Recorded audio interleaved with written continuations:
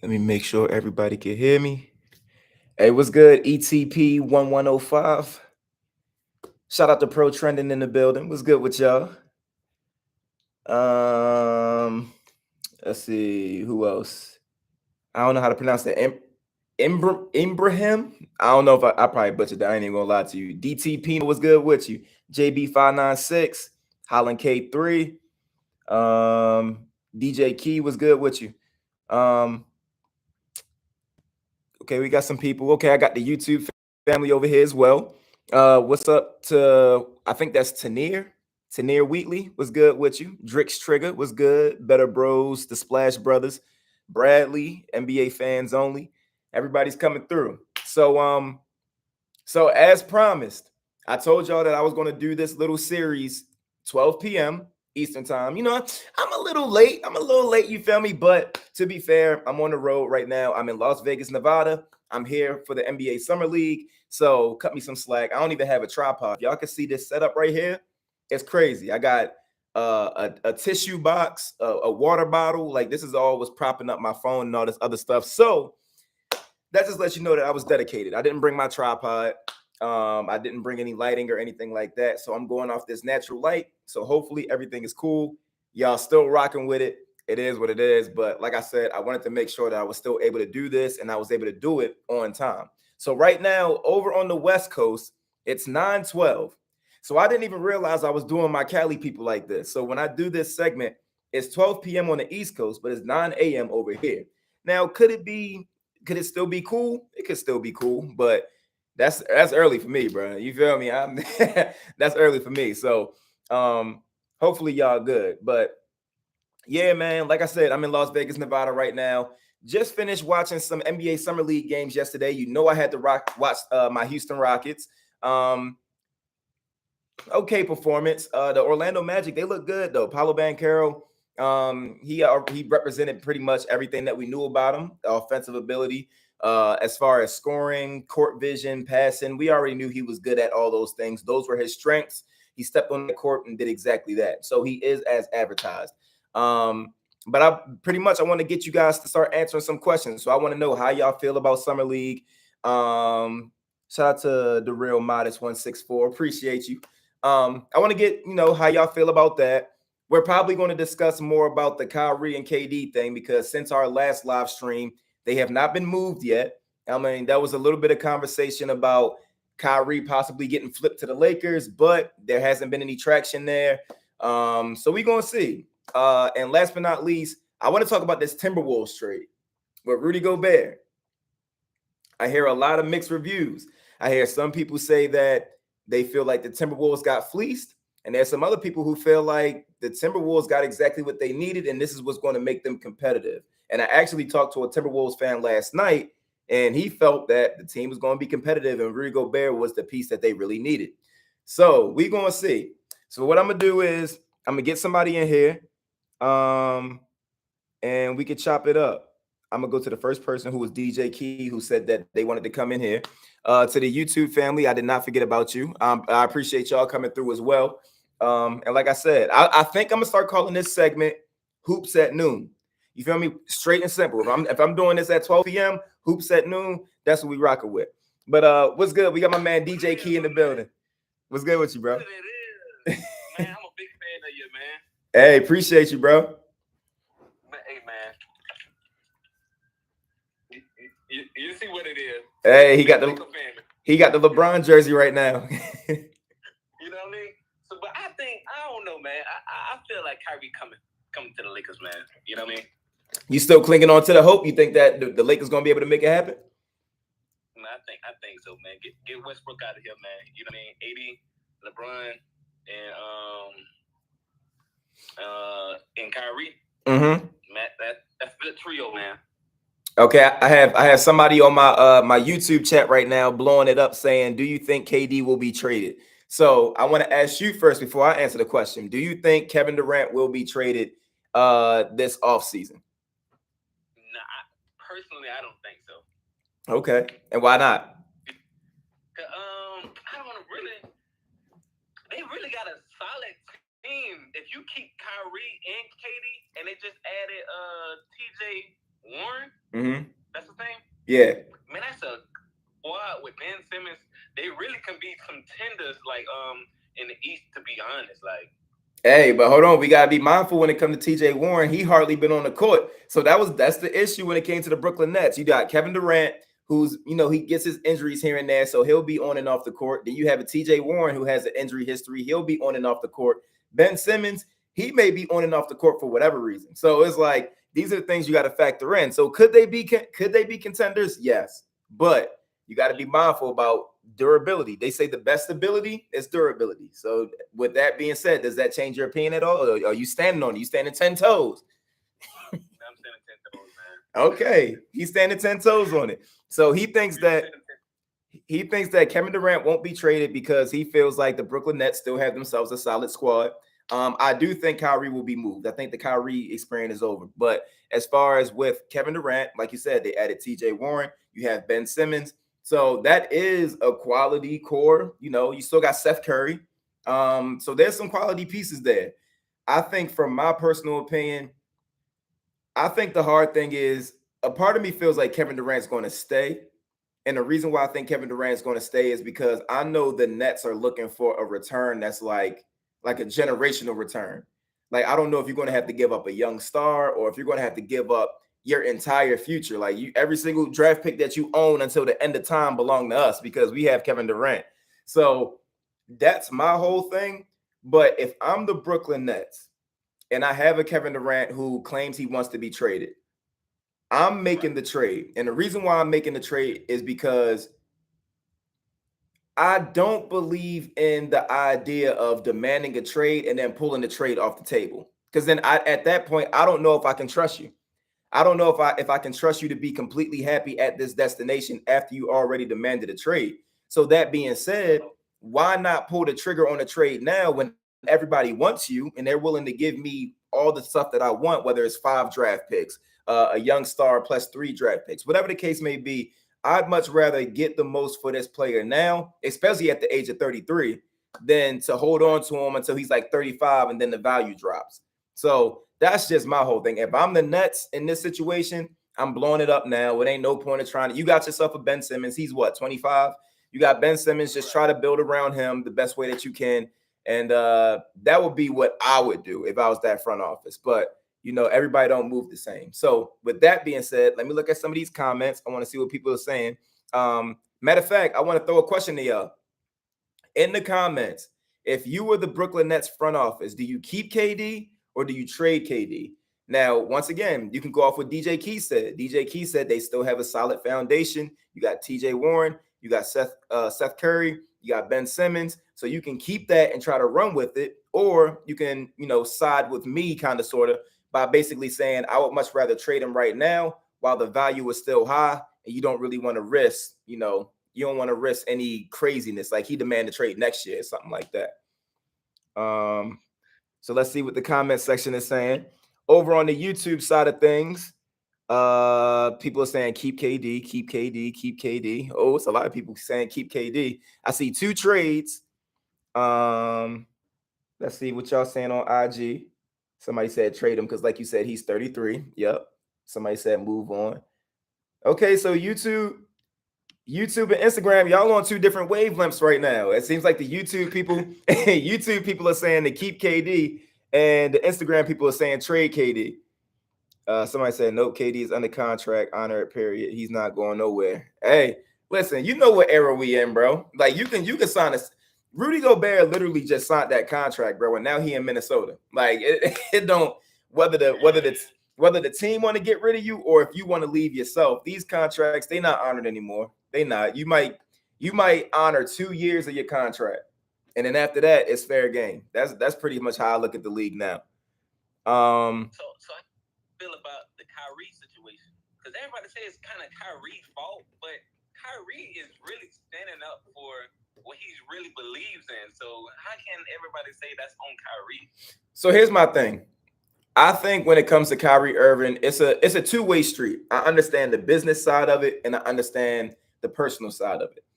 the personal side of the Kyrie situation, yes, he is standing up for things that he believes in, and Kyrie is a very spiritual person. So people may be against that, but I genuinely feel like if Kyrie Irving were to, if his personal lifestyle didn't match with what he was saying, then you can call it cap. But the fact that Kyrie's a big time philanthropist, he is in very he's in tune with his roots and different things like that. He's in the sage, he's a very spiritual person, so it aligns. But with all that stuff being said, the business side of things is like, bro, you're not a role player. You're not somebody that come off the bench to try to contribute. You're not some guy who only gets 20 minutes per game. You're a franchise piece. You were one of the first two pieces that came here. So it was Kevin Durant. He brought you with him. So we need you. We can't just sacrifice like, yo, all right, Kyrie, he cool. He gonna do what he doing and come back. Like, no, you were Kyrie Irving, bro. We need you on this court at all times. So with the business side of things, and this is from James Harden's perspective. James Harden, you come to this team because you're playing with two of the best players in the league, right? You're hooping with these dudes, but you realize Kevin Durant can't stay on the court because of health, injury problems. And then on top of that, Kyrie Irving can't stay on the court for personal reasons. So then it's like, damn, like I came here to be the third option, and I'm the face of the franchise pretty much because I'm the only one that's consistently here. So James was like, all right, I'm out. And then you find yourself in this Brooklyn Nets situation where they're like, yo, we can't trust Kyrie to play basketball because the first year he was with us, and this is the first year after the injury. So after the injury, but the first year he was with us, he was taking personal time off. So like, oh, my mental health. All right, cool. Do your own thing. Then they see him at the nightclub at his sister's birthday party, whatever. And it's cool, family birthday party. But once again, it's at a pandemic, no mask, no nothing. So they view that as unprofessional. So with that being said, you go to the next year, the thing with the vaccine. So it was like, all right, now the vaccine. Oh, I'm not taking it. So I missed 48 to 50 games. So it's like, if you're the Brooklyn Nets, it's like, do we go into another year of possibly not having Kyrie Irving? Because remember, he was injured the year they got him. So he was injured the year they got him. The second year was the whole COVID thing. And then the third year, we had the vaccine. So do you take a chance on Kyrie Irving for the next season? Or do you just let it go and just be like, you know what? Let's just move on so we can get somebody that we know is going to be on the court. Because once again, the best ability is availability. So that's the whole thing. So that's my view of it. That's why people blame Kyrie. But at the same time, if you viewing it from a personal perspective, Kyrie isn't doing anything wrong. It just comes down to prioritizing things. Do you prioritize your personal life, or are you prioritizing your job or your career or, the business side of things? So that's kind of how I view everything. Yeah, that was good. So that's the whole thing, man. It's a slip. It's a hard thing for Kyrie because I rock with Kyrie. I get it. I really do get it because there's personal decisions you don't want to make.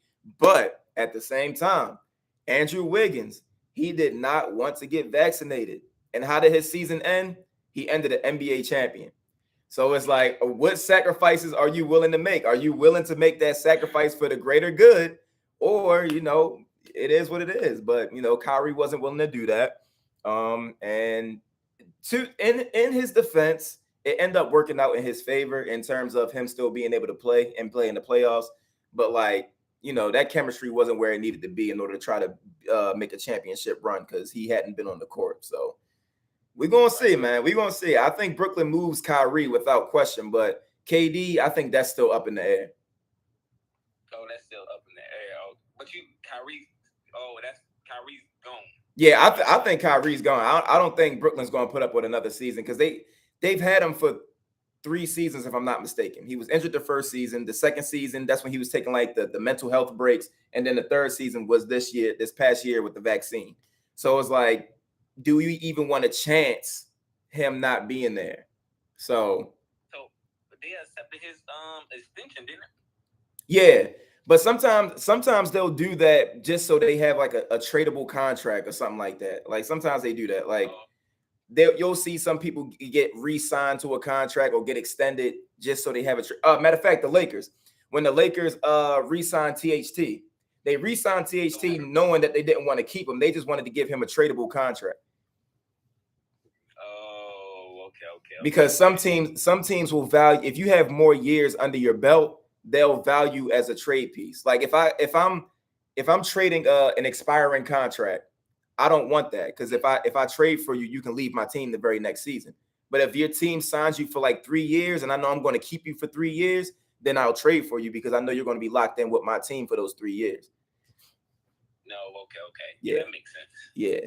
But all right, bro, I appreciate you coming through. Matter of fact, do you have any more questions, or you want to just, jump back down to the listeners? Yeah, I jump back down, man. It was just a pleasure just being on your live, man. I watch it all. Like you be saying, like every video you say facts. Like that's why I love following you, man. Hey, I appreciate that, bro. I try to step away from the, how they do on TV. They try to do all the hot takes and all the extra stuff. Sometimes you gotta say what's real, bro. Just put it out there. Yeah, just put it out there. But I appreciate you, bro. I'm gonna get somebody else in here. All right, salute to you. All right, salute to my man DJ Key. He came through. All right, let me look at these YouTube comments, because I think that actually the first question came from YouTube. So I got to go to the Instagram. So Instagram, let's see what questions y'all got for us.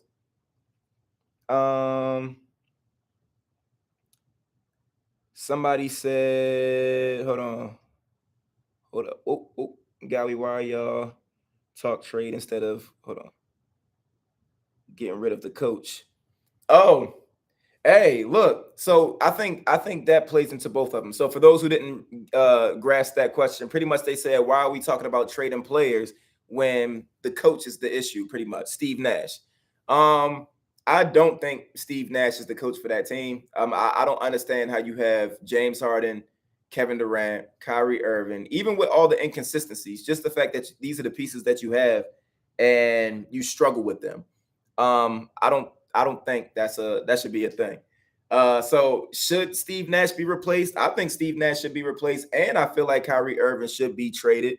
But that's just me, though. That's just me. I didn't from the get-go, I didn't think Steve Nash was the coach that they needed, but it is what it is, man. But I think ultimately, I do think that the Brooklyn Nets need to move past Steve Nash, and I think they need to move past Kyrie Irving, because you have to find consistent pieces.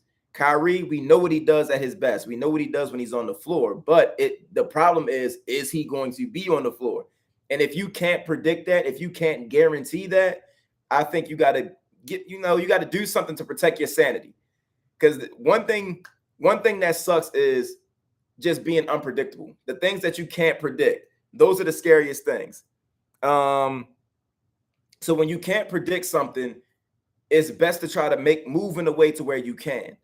And sorry to my YouTube people, I'm on the hotel Wi-Fi right now. I just seen a error that said your connection is unstable. Please wait while we try to reconnect.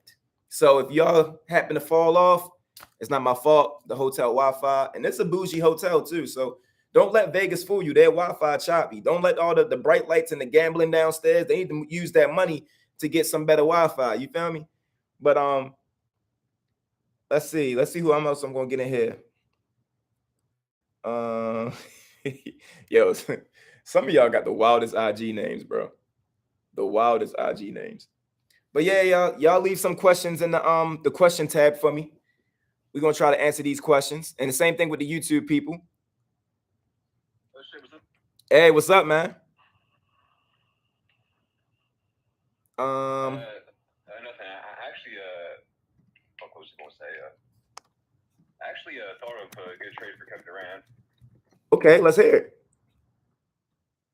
All right, so now hear me out, because obviously in the past he's had some stuff to say about the Thunder, but the Thunder they have more draft picks than they can reasonably use, so I don't see why they can't try to make a push for Durant. Mm-hmm. So maybe they could contend they could contend while they're developing young players. So obviously Kevin Durant's has had some stuff to say about the Thunder in the past, but I still feel it could be a smart decision though. And which team are you talking about? The Thunder. Oh yeah. So matter of fact, on the last live stream, somebody brought that up. He actually said that Kevin Durant going back to the OKC Thunder would be a good look because, like you said, they have the assets. They're a rebuilding team. They have the assets. It seems like everything that they need, they have. Now, obviously, they still need to develop because there's a bunch of young talent. But you have SGA. He's definitely coming of age. He'll probably be an all-star next season, depending on how things go in the West. But you added Kevin Durant. He's playing with Lou Dort. You got Josh Giddey. You have Chet Holmgren now in the paint. So you have a solid foundation to bring somebody in to try to get them over the hump. Because we saw what Chris Paul was able to do with the young OKC Thunder squad. And if you replace Chris Paul with the Kevin Durant and let Josh Giddey be the facilitator, oh my, come on now, there's no telling what could happen. So I actually do like the OKC play, and I think that it will right a lot of wrongs when it comes to Kevin Durant, because I'm not 100% sure how OKC feels about him. Me personally, I probably feel some type of way, sort of like when LeBron left Cleveland. But it's one of those things where it's like, this is his opportunity to do the right thing. It's like, let me go back to OKC. Let me help them with this rebuilding stage. And it's funny because Kevin Durant doesn't care about legacy at this point. So now he's just like hooping. And I'm sure he wants to win a ring. But I think at this point, it's really just basketball for him. So if that's his mindset, going to OKC would be cool to see him, trail off and end his career in OKC, make it come back in full circle. But it all depends on what his priority is. If his priority is legacy, I think that's a legacy play that you make. If his priority is to win another championship, like I need to guarantee that I'm gonna win another championship, then he's going to end up on like a big time team like the Phoenix Suns or one of those top seeded teams. So that's kind of where I see the whole Kevin Durant thing. Yeah, just like I was thinking because like obviously there's a lot of ifs in this, but like depending on like how OKC's core develops, like they could like be like a legitimate contender like with Kevin Durant. Yeah. And I just seen somebody in a comment. This is a response from IMBJ03 that would dang, hold on. Woo! That will exponentially speed up our rebuild, and that's not Presti's plan. We're doing it right. A 30-plus-year-old superstar veteran would not be a good thing for us. And that's also a valid point, because if you're playing the long game, you don't want to give up any of your assets in order to get the Kevin Durant. Now, they could. The thing with OKC, they have the draft picks to just get rid of the draft picks. But we do have to be mindful that Kevin Durant is 33 years old. And in today's game, you can go on to play till like you're about like 40. But once again, when you're already a 7-footer who plays about 40 games a year, it's like, do I really want to bank on that? It's not like LeBron durability where LeBron's going to be on the court more times than he isn't. So I think that's where you kind of run into that difficulty. But I think that the OKC play out of all the trades is the most interesting. And I think it's the most interesting just because like the story behind it. Like, oh, Kevin Durant goes back home and he corrects his wrongs and all this other stuff and is back to full circle. I think that's the most what's the word I'm looking for? Heartwarming. That's the most heartwarming play. But to me, and I stated this in the last one, I think that Kevin Durant to Dallas is still my favorite pick. I think that he would be so cool in Dallas, especially with Christian Wood and Luka Doncic there. I think that would be a very solid core, and that could really help them get over the hump. But that really falls down to who they're willing to trade in order to get him. So, yeah, the Kevin Durant situation is interesting, but ultimately it looks like he could still end up staying in Brooklyn. But it's just a matter of if Brooklyn feels like he should go or leave, and that's really based on what their timetable is in terms of being competitive. Yeah, it's just like the way I see it, like realistically, like OKC can't use all these first-round picks, so I mean they're going to have to make a trade eventually. Yeah, and it's like if you're like the Houston Rockets have reached the point to where we're turning down first rounders for some of our players. Like we've been trying to move Eric Gordon since like the last trade deadline, and teams keep offering us first round picks, like late first round picks, and we're starting to turn them down. It's like, all right, we're a rebuilding team. We don't have a solid foundation yet, but we know which players that we're gravitating to and who we think we could build around. But it's one of those things where we reached the point to where it's like, we don't want to keep getting first round picks because that gives the impression that we're going to keep losing and we're trying to use these picks to complete a full team. It's like that's not what we want. The goal is to find your franchise cornerstones within your young guys and then make that big play for that player to become a competitive team. So that's kind of how I look at it. Like OKC has ridiculous amount of first round picks. They're not using them all. If they do happen to use multiple of them, I think next year's draft, even with Chet Holmgren, let's just say they have the opportunity to get Wemby, or they got the opportunity to get Scoot Henderson or somebody. Like they're going to use those draft picks to move up in the draft if need be, or trade it away. So I think a lot of those trades, a lot of those pieces are for trades. So we'll see. But yeah, OKC, they're in a very interesting situation, and I'm surprised they haven't used those picks yet. I'm really curious to see what they're going to use those picks for. I mean, honestly, like now I think about like the Nets are honestly like in an interesting position themselves because like with the assets they have, like they could probably like get a bunch of draft picks for Kevin Durant, Kyrie Irving, and like still be a playoff team. So they wouldn't really like have to rebuild. Yeah. So I want to ask you this question real quick. So there's somebody in my YouTube. I don't know how to pronounce it, but we're gonna call you Lex. We're gonna call you Lex, bro. So Lex says, who is the best player in this draft class? Yeah, who do you think is the best rookie in the draft? So out of this past draft that just happened, and the players that are playing in this summer league, who is your favorite, or who do you think is the best amongst them, skill wise? Honestly, that's a tough one. Yeah. Because with what we've seen from Chet, like in his first game, like he had one of the most dominant summer league performances of all time, but in his second game, like he wasn't that good. Yeah. And with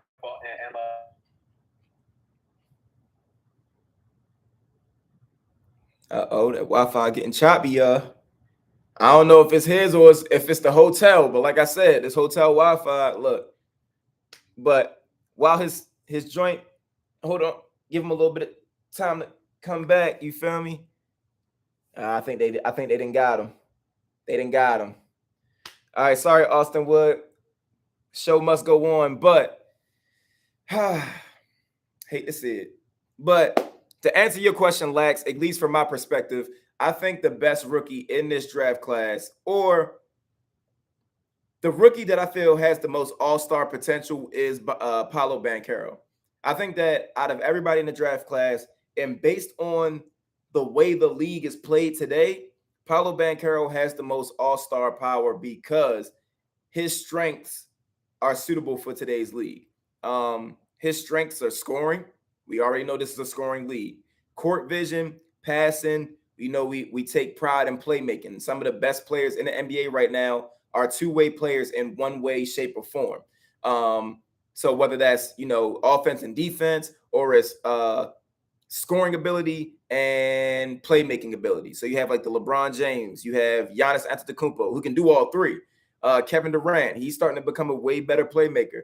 Jason Tatum becoming a way better playmaker. So if you're an offensive player, you're looked to do multiple things. And if you're a player in general, you're looked to do two things, whether it's offense and defense or scoring and playmaking.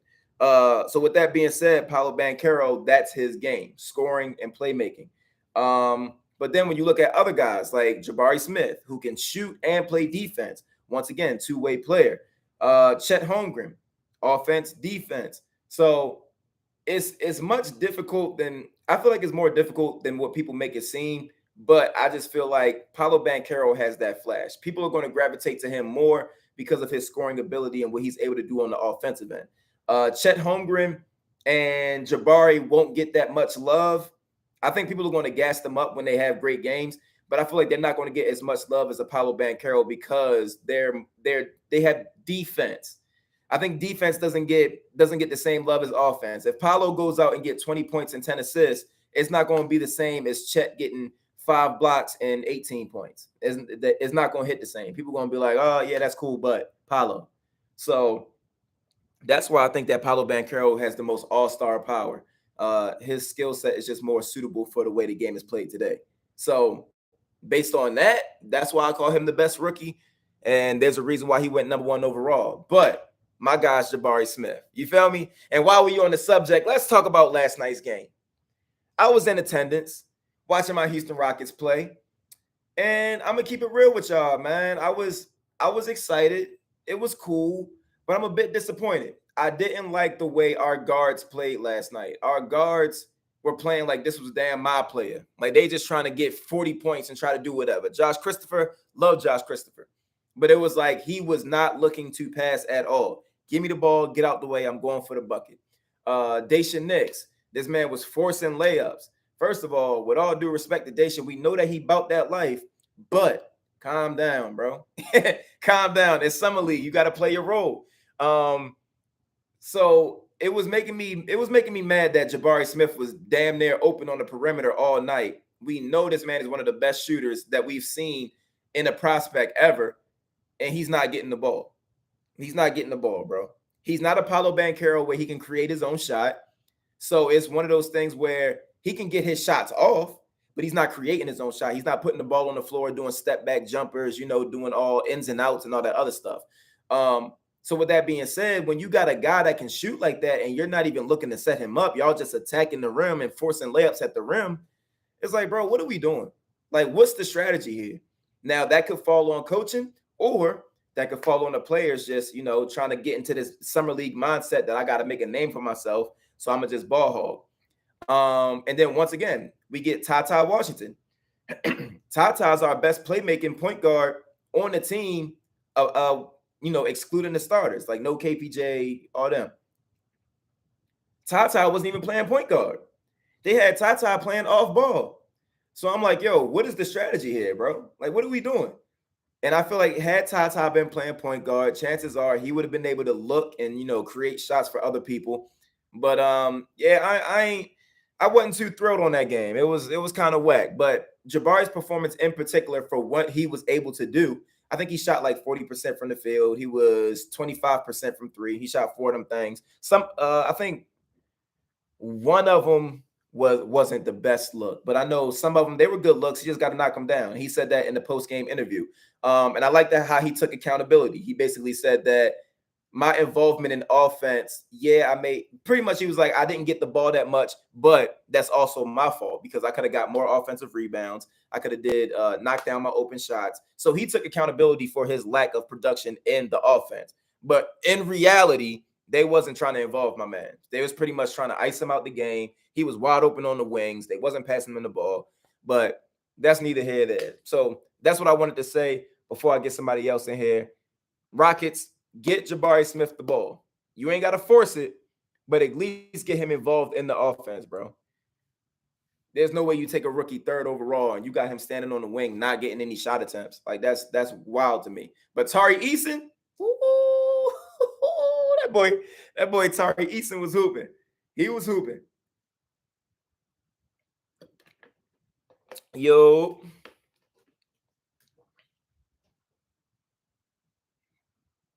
I don't know what's going on right there. It looked like bro, he went live with a Game Boy Color. That joint was not budging. Hold on, let's see. Somebody said, who will be better in 5 years, OKC or the Rockets? You know what? I'm going to be fair. I'm not going to be biased.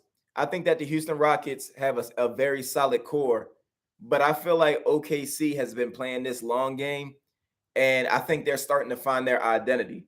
The Rockets haven't found their identity yet. We don't even know who our franchise player is right now. Like, Jalen Green's obviously in the forefront. That's the guy that we love. That's the guy that we trust. But who's to say Kevin Porter Jr. doesn't, step out and become the guy that we say, oh, you know what? We got to build around him, not Jalen Green. Or who's to say Alperen Sengun doesn't become a Nikola Jokic type of player and we say, oh, no, we got to build around him. So we don't know our identity right now. But when you go to OKC, you know for a fact SGA is your guy. SGA is the guy that you're building around. And then you got Josh Giddey, who's able to facilitate. So he knows his role. Lou Dort knows his role. Chet Holmgren, he's going to come in. He's going to get his bucket to do whatever. So he still has to figure out what his role is going to be. But I think as far as trajectory goes, OKC, they're far off in terms of they know exactly what they need to do. They know the pieces that they have, and they know who needs to play what. So I think that they're going to be the ones that's better in 5 years. But we'll see. Ain't no telling. Oh shit. What's good with you, bro? Solely entertainment. Hey, I got one question before we like start actual hoops talk though. Yeah, it was good with you. Because I got to get this answer. So like, I got some people from our city, and I always told them if I want to live with you or got in deal with you, I'm gonna ask you this question. Mm-hmm. And this is technically a hoops question, just a college hoops question. How the hell did you become a Ohio State fan?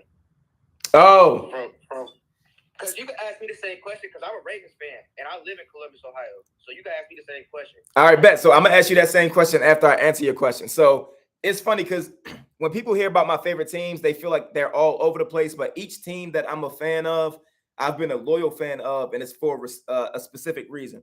So basically, when I went into high school, I went into high school and I became a fan of Ohio State football. I don't know what happened. I don't know why, but it was just one of those things where I was like, I just watched the team and I liked it. And I was like, all right, this team is dope. And then whenever I used to play NCAA football, the video games, I would always pick Ohio State. And then it got to a point to where like I wanted to go to college at Ohio State. Like I was like, yo, Ohio State is a school because I wanted to be a sports journalist. And they have like an actual journalism school in at Ohio State. So that's where I wanted to go. So I was like, you know what? Hey, I'm just rocking with Ohio State. Like this is the squad. I love the football team, love the basketball team. And then at this time, Ohio State was super competitive. Like they were we lost both national championships, but like when Mike Conley and Greg Oden was there, we went to the national championship, lost to Florida. College football, lost to Florida. But after that, I was just like, yeah, this is squad I'm rocking with. So hey man, shout out Mike Conley. Hey, he went to All-Star game this year. Feel me? Yeah, Mike Conley, he one of them, bro. I hate the fact that he had to go to Utah. And y'all gonna chill with my guy Greg Oden. I'm tired of y'all feel me bust all this shit like Sam Bowie was drafted before Michael Jordan and Hakeem. But we ain't gonna talk about that. But that's the thing I hate that's the thing I hate about the bus talk, because I know people are they're gonna call it a bust because he was injured, he didn't get to play like that, whatever. But when I hear the word bust, I feel like the person has to have the opportunity to perform before you call them a bust. And Greg Oden never really got the opportunity. You want to know who I consider a bust? As a loyal fan of the Cleveland Cavaliers, who? Motherfucking Anthony Bennett. Fuck, that's a bust. Yes. That's a fucking bust. Sam Bowie, that's a fucking bust. But I ain't even gonna get into that because that would be a whole different conversation. Now, how I became a Ravens fan? All right, so like I'm 18. So yeah. The Browns and the Bengals sucked all my life. So I've seen them make playoffs one time, and that was both the last 2 years. Mm-hmm. So I became a Ravens fan because I seen Ray Lewis and Ed Reed. They hit the shit out of somebody on the Browns, and I feel like it was Peyton Hillis. And like some of my people were Browns fans, and I just seen how sad they were every Sunday, and I was like, nope, I'm not, nope. And then the Ravens were good. Ray Lewis and Ed Reed, they were two of my favorite players in the league at the time, and I became a Ravens fan. And then I tied my loyalties down in 2008 when I was like 5, and ever since then I just rode with them. Even through that 5-11 season when we had Ryan Mallett and Matt Schwab because Flacco tore his ACL. Yeah, you feel me? Even that year we got our ass blasted by the Jags in London. Yeah, I remember. So, yeah, that game was all bad. But time out. Time out. This is the best part of the story, and this is when you know you're a sports fan who cares about his sanity. My man said he has a lot of people that were Browns fans. He would see how sad they were and said, "Nope." Hell no. They ain't made the playoffs in damn near 30 years until 2020. Like the fuck. It did in 2020. They beat a sorry ass Steelers team, which I was very ecstatic about. And then they lost to the Chiefs when they could have won that game. But like I said, that's a different conversation. Now, we bring up these rookies. Yeah. Y'all ask who the best rookie is. I'm biased. Okay? Mm-hmm. So, Paolo's going to be the best rookie. I'm not going to lie. Paolo is probably going to be the best rookie. Mm-hmm. But I'm biased. So, me personally, I'm picking my 2 Buckeyes that got drafted, goddammit. I'm picking Brandon and I'm picking Liddell. Okay. And then I'm also biased. So, Mobley's brother on the cast too. So tune in at 5 o'clock. Cast. Oh, you gonna be there? Cast play at 5. So feel me. Hey, hold on. They got Isaiah too. Yep, from USC. That's crazy. How they get both of them? Well, we drafted Isaiah in the second round. Oh wow, I ain't even peeped that. He was a second round pick, and that was really the only draft pick I was happy about. I was pissed at our first round pick personally because I wanted Brandon, and hey, but I think my Cavs gonna make them strides this year. I don't think we're gonna go through the play-in again, just because I believe if we're healthy at the right time of the season, which based off last season, for us being healthy at the right time of the season, it'd be the last 2 weeks to the last month of the season. Because if you remember, before Mobley, Garland, and Jarrett Allen got hurt, the Cavs were in 4th place in the Eastern Conference. That means we don't have to play Brooklyn in the play-in, and we don't have to go through the play-in. They got hurt. We lost some games in the season. Then, Brooklyn did what they did, whatever. Kind of expected Brooklyn to beat us. I ain't gonna lie. Kind of expected Brooklyn to beat us. Yeah. That Atlanta game, that shit broke my heart because I was so invested in that shit, bro. It's like the first playoff game that I've seen my Cavs play in without LeBron, and we were winning that game at halftime by 15, and we lost because we wanted to start saying fuck Trae Young like we Knicks fans or something. So, you feel me? Any NBA fan, if you come across Trae Young, if you say fuck Trae Young in the middle of the game, he's going to turn up on your ass, and you're going to drop 40 by the end of the game, and you just going to go home sad. Oh, yeah. No, Trae Young got that dog in him. But I want to ask you a question. With you being a Cavs fan, and I do feel like the Cavs have put themselves in a great position in terms of being competitive. What is your mindset with the whole Colin Sexton thing? Do you keep Colin Sexton, or do you think y'all should try to move him to get some pieces that you need? And if so, what pieces do you think you need to get over that hump? Me personally, I'm going to keep Sexton because he's coming off injury for one. So I feel like we could bring him off the bench because me personally as a Cavs fan, I don't see both of them working well starting. Yeah. Just because both of them are small. Yeah. So, like, the way I would look at it, I would roll my same.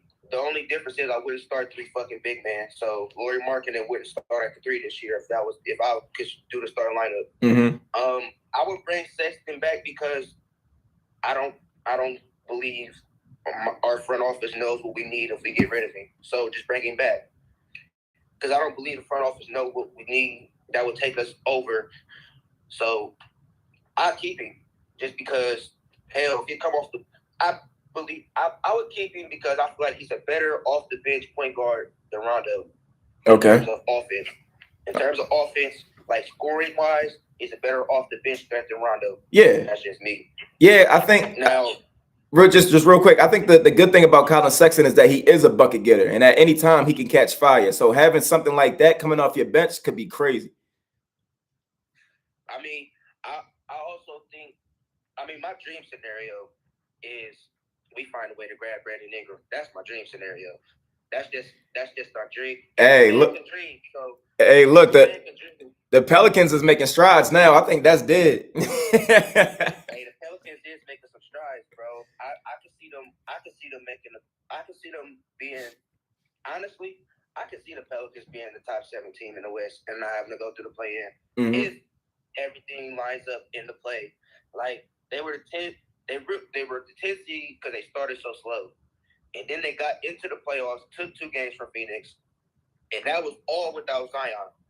Now, Zion played 85 games, scored the second most points playing 85 games, and shit, that's with him playing on minutes restrictions and all that other shit throughout his first 85 games. Yeah. So imagine when he's not on a minute restriction and he can give you a solid 25, 30, 35 minutes. Bro, Zion's going to go crazy. Yeah. And I wouldn't have got rid of Lonzo if I was the Pelicans because I feel like he was a true point guard that they don't have now. But every front office sees something different that a fan don't. So that's why I try not to do all the front office predictions, but at the same time, I do have my thoughts like, hey, we should do this.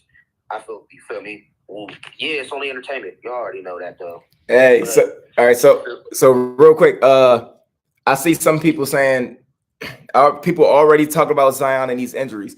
I think when it comes to Zion Williamson, it is a scary thing. Now let's be fair though.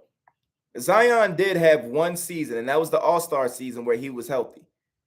So are the odds of Zion getting injured more likely than him being healthy? Yes.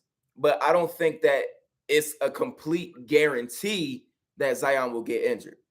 So I feel like there's still some wiggle room on the scale to where it's like Zion may be able to step back, especially without having to do so much work now.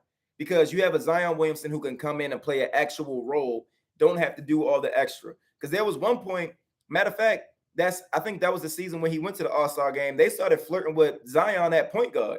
Like they was flirting with it just for a little bit. And it's like now when you have a Brandon Ingram that's hooping, you have a CJ McCollum hooping. Now you just, as a Zion, you can be a lob threat. You can get the ball down low, force yourself into easy buckets. When you wide open, they can get you open looks because of the gravity from Brandon Ingram or CJ McCollum gets you better opportunities to shoot from the outside. So I think with that being said, Zion's role is going to be less than what it was before, which can help him health-wise. So I just wanted to put that out there because I know a lot of people hear Zion's name and the first thing they say is injuries, but he could be in a better situation now. So we'll see. My thing with Zion and them injuries. So he's been in the league, what? He got drafted in 2019? Yeah. Or 2018? I think it was 19, if I'm not mistaken. So he's been in the league since 2019 and it's 2022. Mm-hmm. And he's only played 85 games, right? Mm-hmm. And the NBA regular season is 82 games. Mm-hmm. So he's been in the league 3 years and played one regular season in 3 games of another season. That's pretty concerning to me. Granted, the fact that you're only in your early 20s mm-hmm. and you having injury problems like this. Same thing with Michael Porter Jr. The only difference is Michael Porter Jr. ain't played 85 games. So that's the difference. But my thing is, if Zion can stay healthy, he's gonna be that man. But my thing is, the pin comment said, I'm scared Zion ends up having a similar career to someone like Bill Walton or Derrick Rose. And that's a factual statement. That's a factual statement. Yeah. It's the Instagram pin. That's a factual statement. Like, I can see that. Because if you look at Derrick Rose, he was so explosive, so shifty, so elusive. Mm-hmm. And then he got hurt.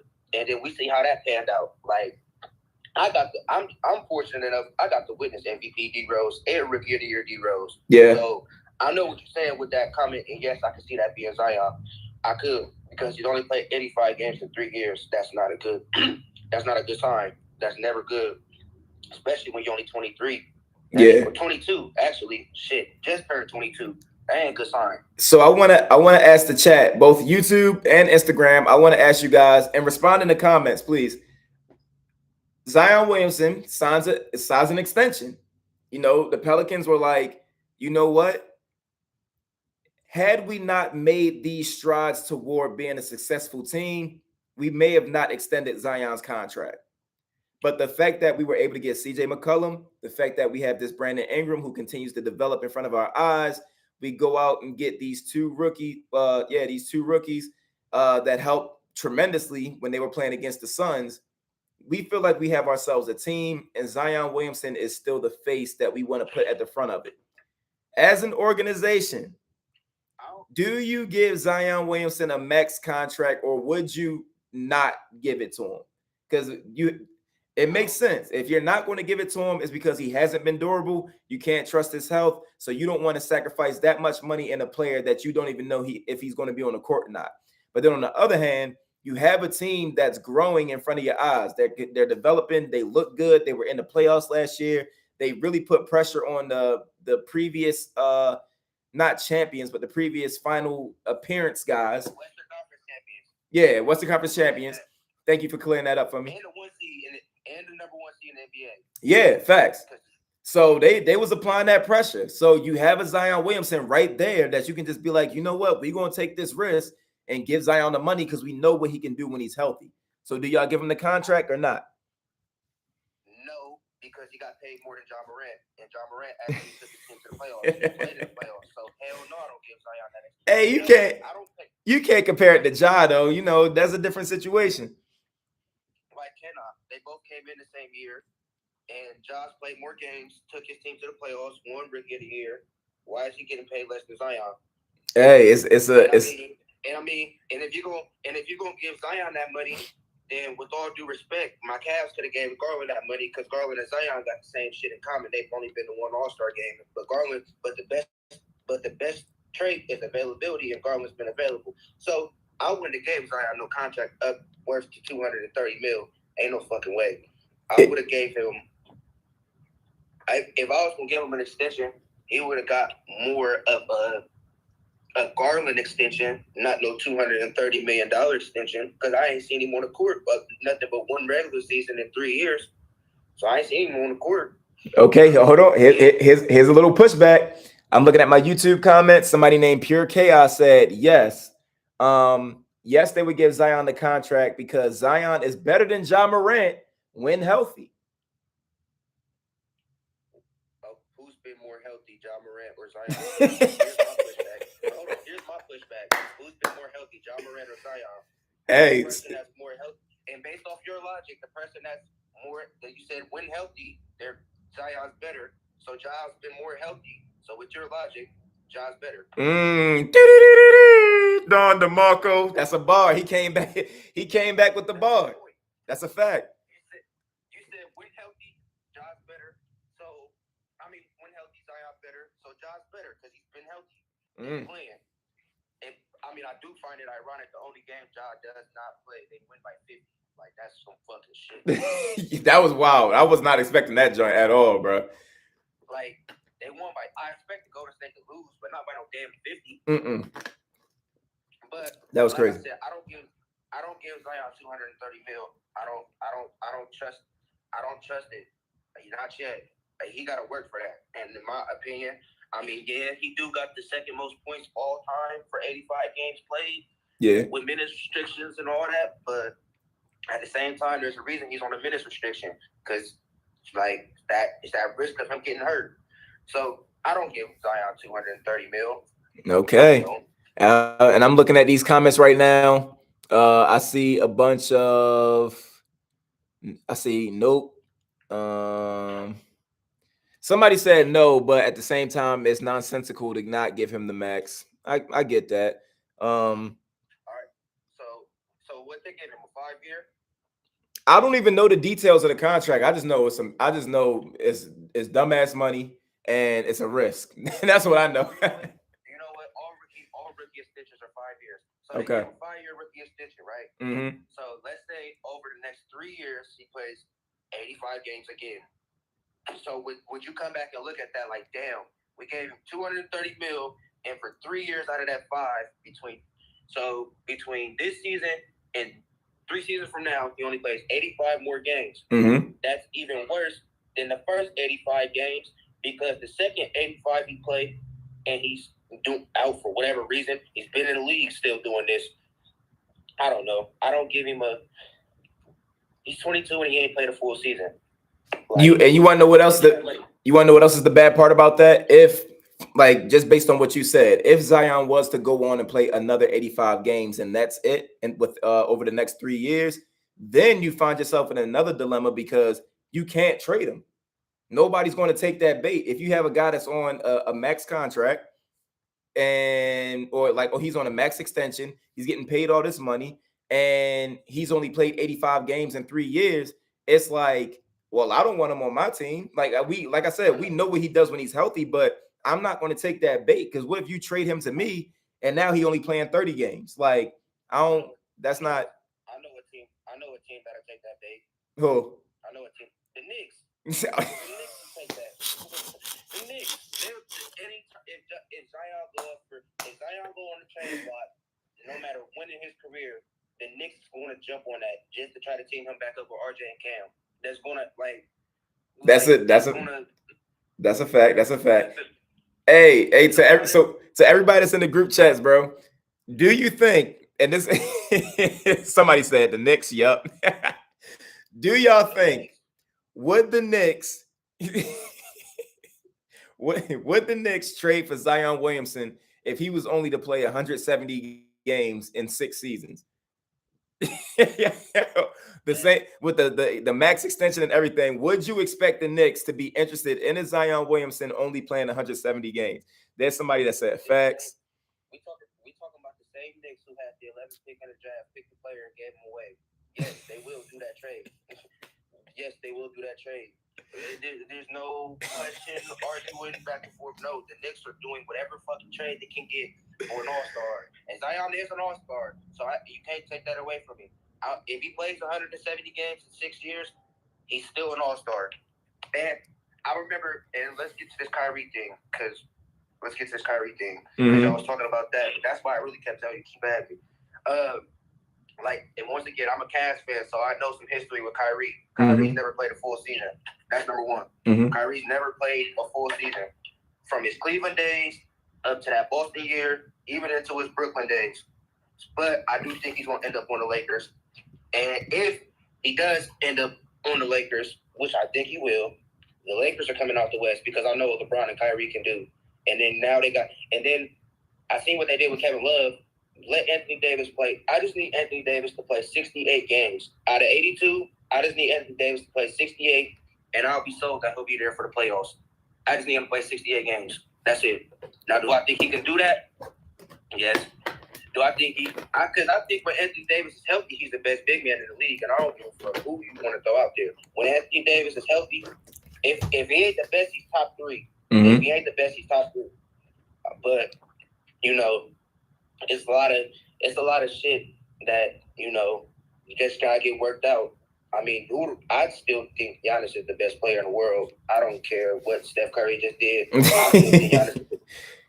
still think Giannis is the best player in the world. And you feel me? I mean, I'm a LeBron fan, so you feel me? It's easy for me to say Bron the best player in the world, but I gotta realize Bron 37, and it's some youngins coming in the league that's about ready. That's about ready to come take that king. Yeah, so that's real. So I really want to know, especially in this chat. So first of all, just to go back to the Knicks thing, I'm looking at my YouTube comments. People were saying Knicks 100%. Like the Knicks will make that trade. And matter of fact, It's Eclipse Company said the Knicks are interested in any player that averages over 15 points per game. So everybody would expect the Knicks to make that trade for Zion Williamson, even with the injuries and all that other stuff. But the reason why I stopped you real quick is because I wanted to ask another question. Because I feel like, and I'm right there with you, you and I are on the same page, and I feel like it's starting to become a consensus statement. But to everybody that's in the chat, do you think Giannis is the best player in the world right now? Because we hear conversations about, obviously, LeBron James, but we got to factor in age. It's not to say that LeBron is falling off or anything like that, but let's just factor in age. Like LeBron, he's up there. So when I'm looking at players right now and the way that they're dominating the league, there's one guy in particular that cannot be stopped. You cannot stop Giannis. You can try to limit him, but you're not going to stop him. And for somebody who doesn't have a bag, who can't hezzy tween and all that other stuff, and he can only bulldoze his way to the paint, he's still giving you 50. So his strategy. He can't shoot. He ain't crossing you over, but you can't stop him from getting 50 points. So it's like when I see something like that, somebody with such a limited offensive skill set, but he can still score with the best of them, it's like, yo, how can you not call this man the best player in the league? Like, that's crazy to me. I look at it like this. For a player that you can wall up and stop, and he still go grab 40, 20, and get the win with it, bro, name a player in the league right now, currently, that can go get you 40, 20, and 5 with 3 blocks and still win. There ain't no player in the league doing that. No player in the league's doing that, and I don't think anybody's done that. Actually, nobody's done it since Shaq. So that was 20 years ago when Shaq did it. Yeah, that's the best player in the world, bro. Now, I see the pin compliment on IG. The Knicks have a bright future. So do y'all think? Here's my question to the chat on Instagram and YouTube. Do y'all think the Knicks is gonna get hit with tampering for Jalen Brunson? I don't think so, because he got too many family ties. And basically what you're telling me is, like, I can't go talk to my pops about where I want to play, like, on my own time. Like, you mean to tell me, person who, like, is the reason I'm here, and I can't go talk to him about where I want to play. And then, okay, they're going to hit him with the tampering. He was employed under the Mavericks and da-da-da-da-da. Man, look, this is 2022. Like, a lot of this shit that went down in the early 2000s and the 2010s, the 80s, 90s, it's not the same no more. It's 2022. Shit's going to happen. Yeah. Like, I think that. But I feel like even if it were to be tampering, it ain't gonna be anything crazy. They might lose a second round pick or something like that. It ain't gonna be anything drastic. And then on top of that, like Jalen Brunson, people were kind of checking for him, but really Knicks were the ones that really wanted him. Like nobody else was really like, oh, we got to get Jalen Brunson. It was kind of just like a one-man thing. Like I look at it like this: if the Mavs wanted him that much, they could have signed him in January. Facts. They could have signed Jalen Brunson in January, and he wouldn't have even had come down to this point. I mean, I always look at even if the Knicks get hit with a tampering, I mean, they're the Knicks. They're the NBA's most valued franchise, which is bullshit because they've been shitty for the past few years. But whatever. So them taking $1 million fine ain't shit when you got $3 billion in your name. When you got $3.7 billion in revenue, $1 million ain't shit. $1 million ain't shit because that'll get paid back throughout the season in ticket sales and food and jersey sales. Like I don't think the Knicks should get hit with tampering for him, but I do. But that might strike something like in free agencies to come. Like let's say. Like, I had somebody tell me, like, okay, this could strike, like, a team could go hire a father to lure the son to come play for the team. And I'm like, bro, like, dude got hired with the Knicks. What's his name? Rick Brunson. Didn't get hired with the Knicks before last season. Hey, been on the Knicks? I don't know. I don't know these coaches like that. I don't know anything about the Knicks situation. I try to stay away from that because it sounds like it's a stressful time. Yeah, but $110 million for him is crazy. But when you the Knicks, you do shit like that. And that's why I think the Knicks will trade for Zion if he plays 170 games in 6 years because they're giving out $100 million contracts to players who, I don't know. I mean, the playoffs do get you paid, though. They do. That's one thing about it. So for every one of y'all who says a player who performed in the playoffs got a shitty big contract, the playoffs will get you paid, homie. Like, look at Tristan Thompson. We paid him $100 million after we won the championship, and he was dog shit for the next 2 finals he was in. Like, I'm gonna keep it real. I'm like you, Gowie. I'm gonna keep it real, bro. We paid Tristan Thompson and J.R. Smith, and it became shit. And we seen what J.R. Smith did. So hey, well, I appreciate you coming through, bro. I got more people that want to hop in here real quick, but thank you for giving me some knowledge. You was talking some talk, like you was talking your talk. So I appreciate you coming through, bro. For sure. Solely entertainment. All right, so yeah, man. So great basketball talk with that. Now let's go back to this best player in the league thing. I see some names. I see some people saying Joel Embiid. I saw somebody say Jokic is the best player in the league. Hey, back-to-back MVP. Can't knock that. But who else did I see? Yeah, I think those are only two other names that I saw, opposing names. So Joel Embiid and Jokic. So amongst Joel Embiid, Jokic, and Giannis, I'm still going with Giannis, bro. I can't shake the Giannis thing. Like Giannis is just really crazy, bro. Like really crazy. You look at Jokic and you look at Joel Embiid, they have skills that Giannis doesn't have. And somehow Giannis is still as dominant, if not more dominant than them on both sides of the floor. So it's just like, he's just different. He got a different motor. He has a different motor. He's just built different. Let's see. What else we got in here? I'm going to get my man Spicy Nugget in here real quick. Somebody said, are you counting the playoffs? Oh, yeah, I'm counting the playoffs. I'm talking about all-around skill set. And Jokic went crazy.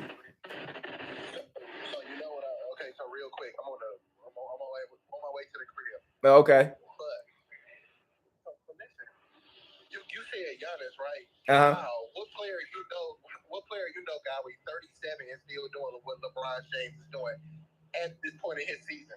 Hey, come on, Spicy. You already know LeBron is solidified as, one of them ones. We ain't even doing that. We talking about now. LeBron, he about to be 38, bro. Come on now. At some point, you got to pass the crown. At some point. Right now. I'm serious right now. Like, could you really just get on Instagram Live on 40 and just say that? Listen, man, LeBron is 38 years old. At what point do we look at LeBron James and say, yo, you still nice, but this dude over here, he's on the come up. He's that dude right now. At some point, you gotta be able to say that. Yeah, but the crazy part is about it is we say Giannis the best player in the league. You gonna let Bron shoot a 3-point shot, or you gonna let Giannis shoot a 3-point shot? I'm gonna let Giannis shoot it. Hey, LeBron's adapting to the game, bro. His shot got better.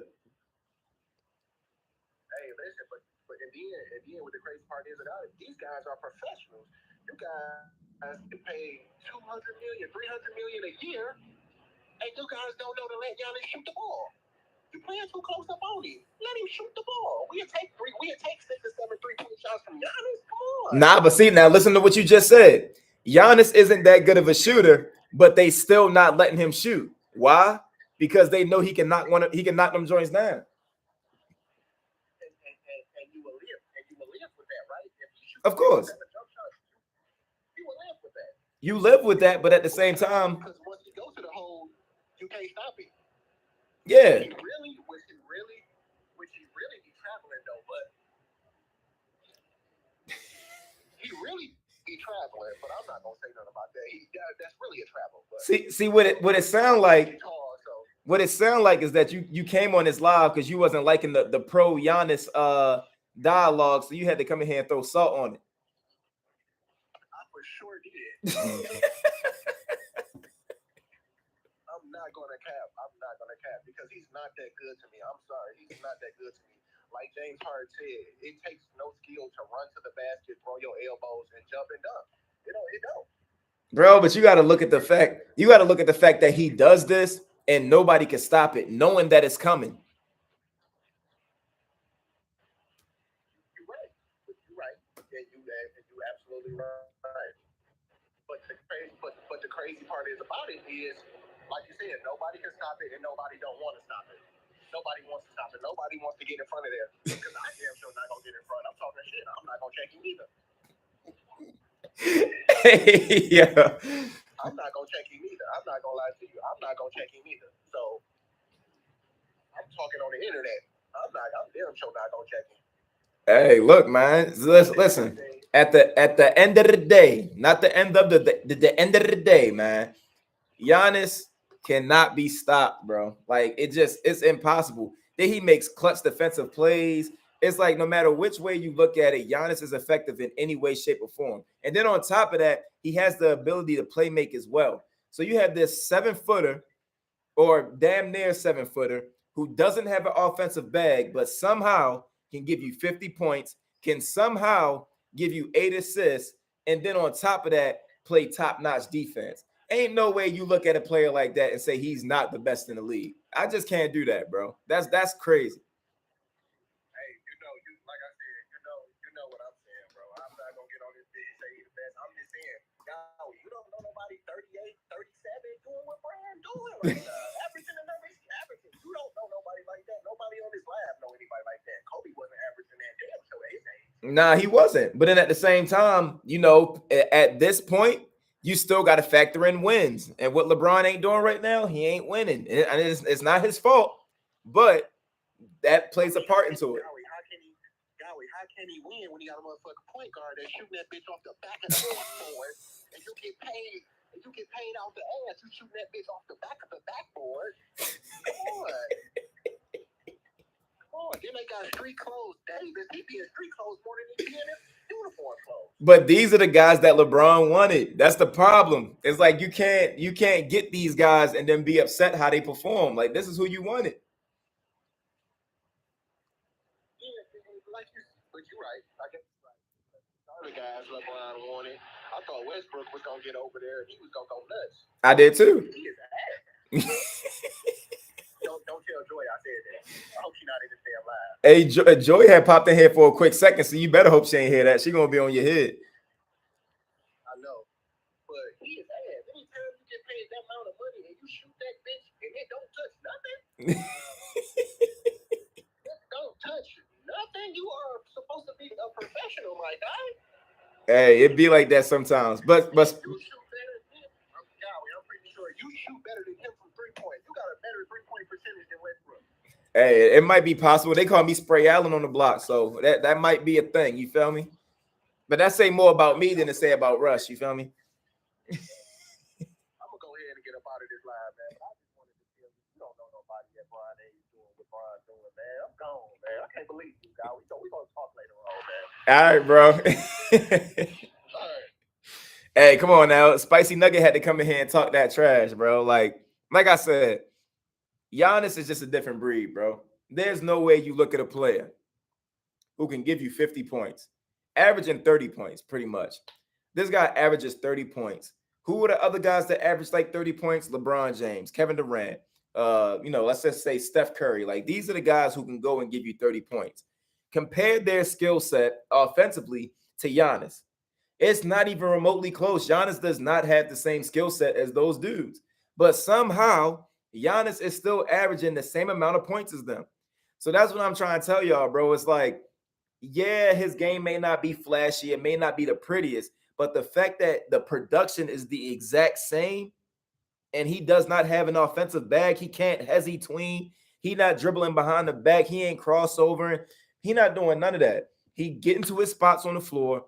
He's bulldozing his way to the paint, and you're not stopping him. So the fact that he can get you 30 points, the fact that he can get you 8 assists, he can, well, I'll say 6 to 8 assists. The fact that he can also play top-notch defense, like defensive player of the year defense. Come on, bro. What are we talking about? Everybody has their fandom. Everybody has their favorite players. Everybody has their, their biases. But when you look at a player like that, there's no way that you look at a player like that and think he's not the best in the league right now. Ain't no way. There's no weakness there. You can look at a Steph and be like, oh, Steph has improved on defense, but defense is still his weak spot. You can look at LeBron and say, oh, he's getting older, but he's not winning. Like, winning factors into who's the best. I'm not saying LeBron isn't the best player in the world, because LeBron is LeBron. But when people have these conversations, it usually goes to the person who's also dominating the league. And with dominance comes team record. So you can't be a dominant non-playing team. That don't work that way. So that's no shade to LeBron. That's just more of like the team that's around him. But he did pick these players that he wanted to play with. Unfortunately, it didn't pan out the way that he wanted it to. But same thing. You can look at Jokic. Jokic isn't the greatest defender. He's not. I wouldn't necessarily call it a weakness, but that's the reason why people have Jokic in that conversation. That's the same reason why Jokic is also a back-to-back MVP. So that's why when you talk about the best player in the league, you hear the names Joel Embiid, you hear the names Jokic, you hear Giannis, because these guys are very versatile. They do multiple things. Anything besides that, I don't know, bro. I think that's a tough conversation to have. Like, I just can't see it for anybody else. But let's see. Let's look at these questions over here. Somebody said somebody said Giannis 30, 12, and 6 is insane. I'm trying to tell you, Giannis is really a different breed, bro. Like, I ain't never seen nothing like it. Like, it just don't make sense to me. It's dope though. So let me answer some of these questions. Let me put this up. Somebody said, I don't know how to pronounce your name, bro, so I don't want to butcher it. I'm gonna spell it out. It's Quayugm. And he said, how do you feel about Chet? He's getting a lot of hate already, and he's not even fully developed yet. So right off the bat, Chet Holmgren is my favorite prospect in this entire draft. He was my favorite prospect coming into the draft, and I still stand on that. Even though my team drafted Jabari, he was my favorite pick for the Rockets. That's who I wanted for the Rockets. But my overall favorite prospect is Chet Holmgren. The issue with Chet Holmgren is that people have this misconception of him. There's a lot of people who feel like Chet Holmgren is this interior big that's just super frail and he's going to get dominated by people. But the reality of the situation is Chet Holmgren is more of like a Dirk Nowitzki. And I'm not saying that because, like, he hit the little one-legged fadeaway, but I'm using that comparison as in you didn't expect Dirk Nowitzki to play top-notch defense. You weren't expecting him to lock down your best big man or anything like that. You had Dirk Nowitzki because you wanted him to go out there and score. And that's how I view Chet Holmgren. Chet Holmgren is a guard-like big. He is a guard-like big, which means he's a big guy who has guard-like skills. So he can put the ball on the floor. He can facilitate. He can also shoot. So that's what Chet Holmgren's game is. When he was at Gonzaga, he had to do what was best with the team. And for the team, the best thing for him was to be an interior big. That's not Chet's game. Interior big is not Chet's game, yet he excelled at it, and he was able to be a top prospect doing that. But with that said, he's a guard-like big who likes to commit on defense. He likes to get blocks. He has great timing on the defensive end in terms of using his length to get blocks. And I think that's where the misconception is. People think he's supposed to be this interior big banging bodies with Rudy Gobert and Karl Anthony Towns and Joel Embiid and Giannis. He's not going down there to bang bodies with them dudes. Y'all already know that. That's not his game. So if anything, he's more of like a small forward, power forward type of guy like Dirk Nowitzki was. But the misconception came with his role at Gonzaga. When he was at Gonzaga, he played interior big. So everybody has this misconception that that's what he is. So the way I feel about him, I feel like when you let Chet Holmgren play his game, the potential that he has is ridiculous. What Chet Holmgren can become when you let him play his game is ridiculous. But if you try to force him to be something that he's not, you're not getting the full Chet Holmgren. You're not getting exactly what he is. So that's my opinion on him. I feel like you got to let Chet Holmgren play his game and unleash his full potential. And yeah, man, that's my thoughts on Chet. Now, somebody said, how do I feel about Jabari?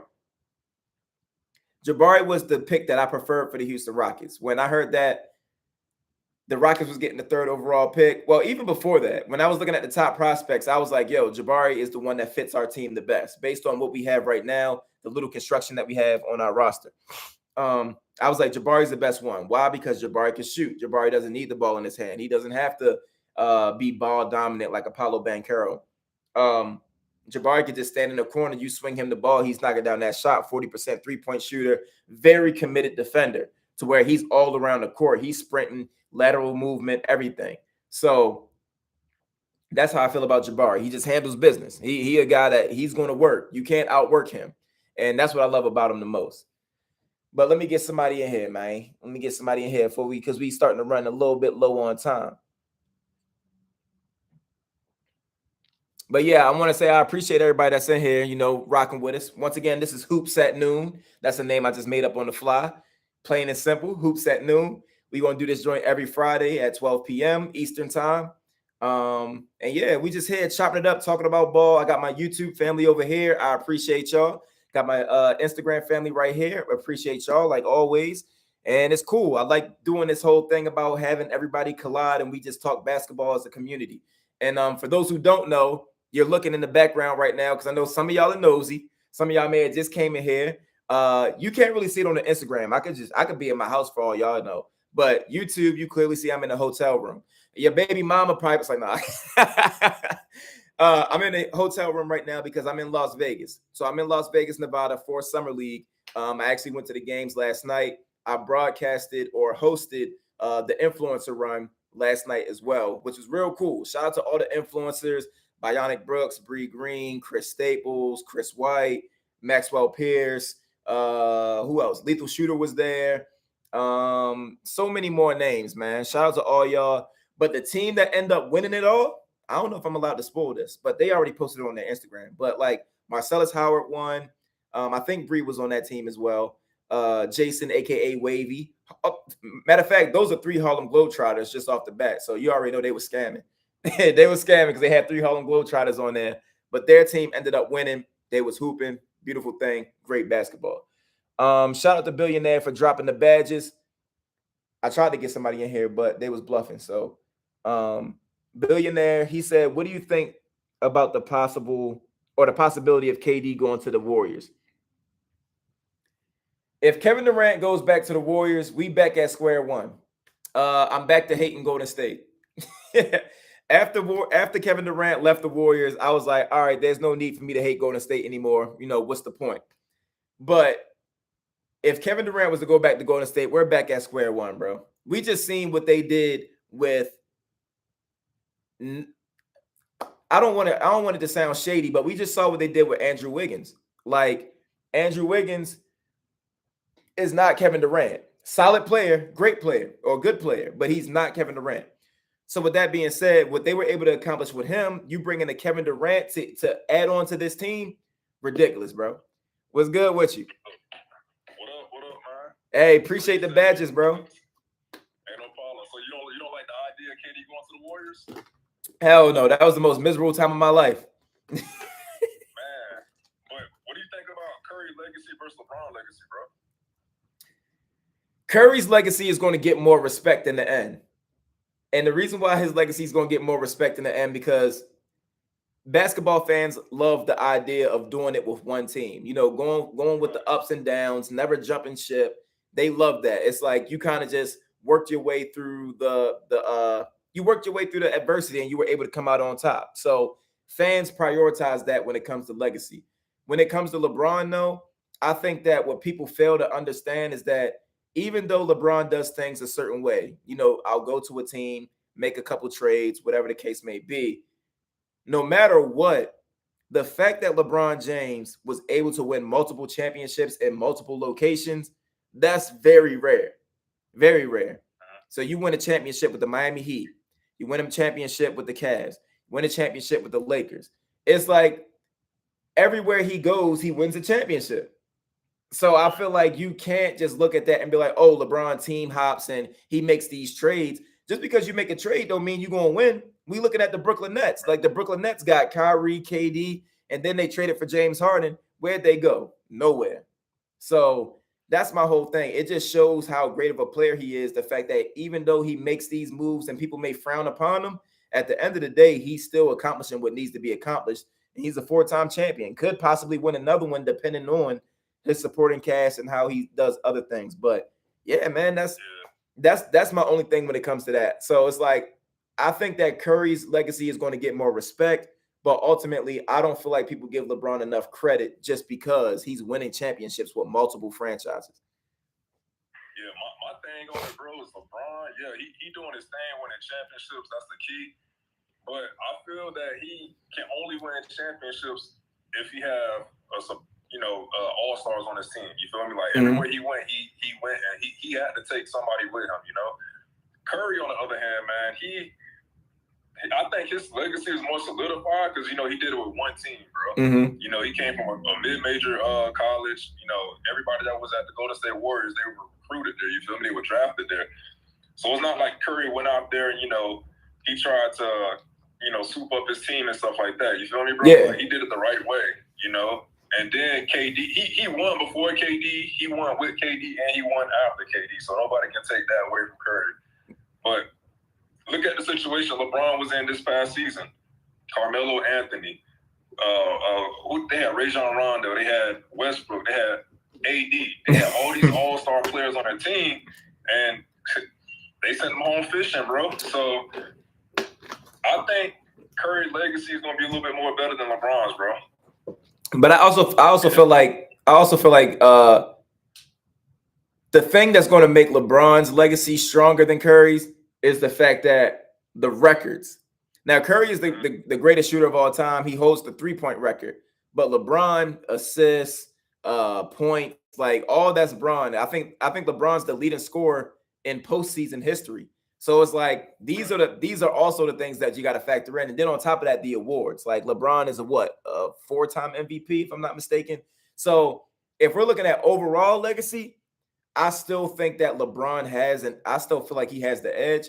But when we're talking about specifically like just straight basketball and like winning, I think winning legacy is where it comes with Curry, because it's like, okay, Curry did it with one team. Like you said, he embraced the adversity. He never went out the way and was like, yo, I need this player in order to make this happen. It's like, give me whoever you want to give me, we're going to make it work.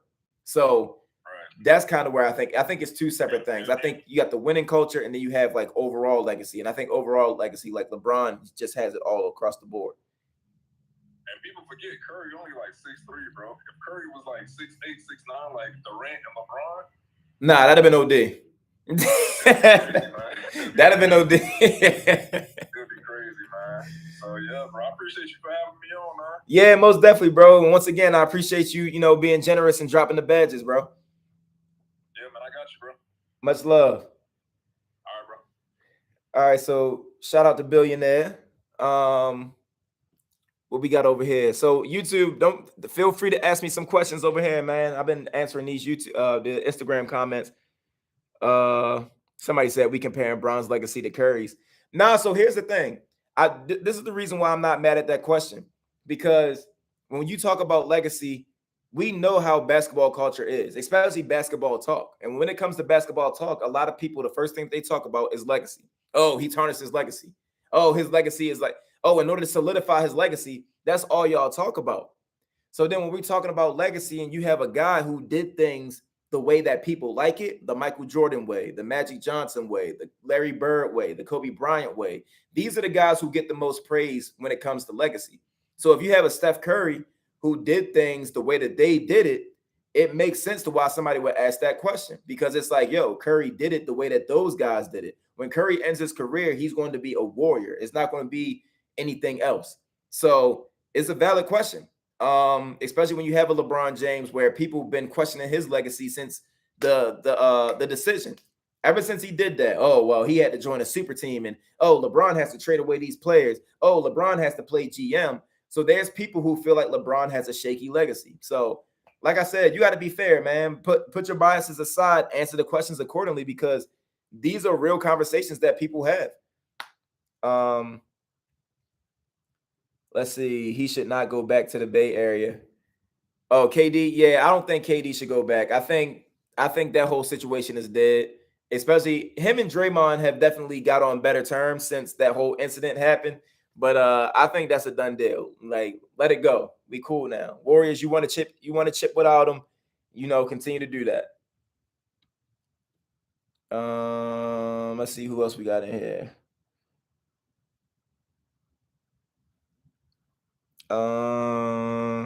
Somebody said there isn't a discussion.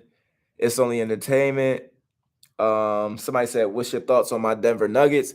The Denver Nuggets are cool. I like the Nuggets. I think they're always a competitive team. I'm still trying to figure out what's going on with Jamal Murray, if he's able to play again. That's the guy I miss the most. I love watching Jamal Murray hoop. But once you guys get a fully healthy roster, I think that you guys will be able to make a solid run. I hate the fact that Jokic has to keep overcompensating for the injuries of MPJ and Jamal Murray, but it comes with the sport.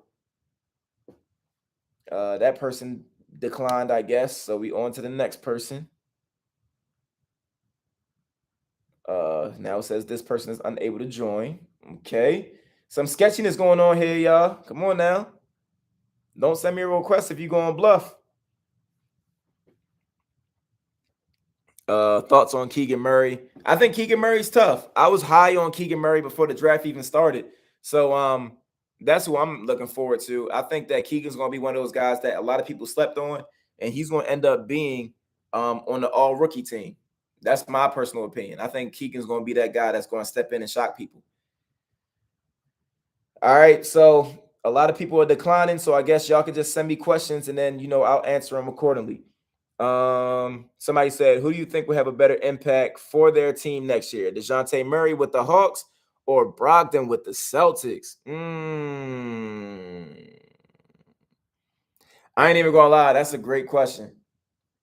So just to repeat, somebody said that, who do you think is going to have a better impact on their new team? Is it going to be DeJounte Murray, or is it going to be Malcolm Brogdon? And I genuinely think, just based off the fact of how far the Celtics were able to go with Marcus Smart at point guard, putting Malcolm Brogdon as your point guard and having Marcus Smart go back to a 6-man role, I think that Malcolm Brogdon will have more of an impact on his team versus DeJounte Murray with the Atlanta Hawks. And y'all already know, I did a video on it and everything. I think that DeJounte Murray is going to be fire on the Hawks. And I think that duo is going to be crazy between him and Trae Young. But ultimately, when you already have a championship caliber team and you plug in the piece that you need the most just to make everything flow, I just feel like Malcolm Brogdon, even if his numbers aren't the same as DeJounte, because I think individually his numbers will be less than DeJounte's, but I think in terms of impact and how far he's able to take them, I think Malcolm Brogdon will have the better impact between the two. Okay. Now, this isn't a basketball question, but I just want to answer it just because it's a good question. And I'm sure a lot of you people probably want to know the answer. Ryan Z. Duffy. He said, any advice on trying to get big on social media? So this is to anybody that's out here. Anybody who's looking to get big on social media, it really takes consistency. It takes dedication. And I don't want it to sound cliche, like, oh, you can be anything you want to be. You just got to do this, that, and the third. You genuinely got to commit to it, bro. I had a conversation with somebody yesterday who's like flirting with the lines of working a corporate job and doing their own thing on social media. And I was telling him it's okay to work your job, but if social media is the lane that you want to dive into, you also got to use your downtime to make time for social media. So you got to build yourself up when you're not working for somebody else.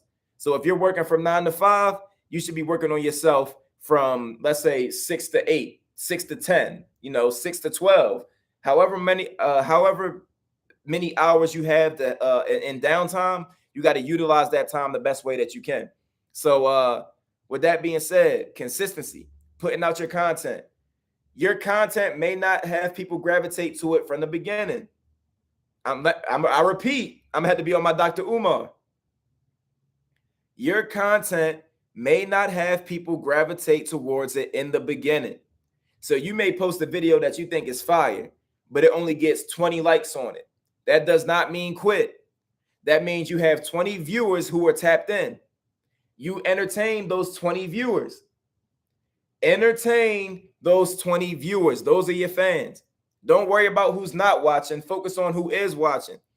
Your next video is going to be from 20 viewers to 50, from 50 to 100, from 100 to 200.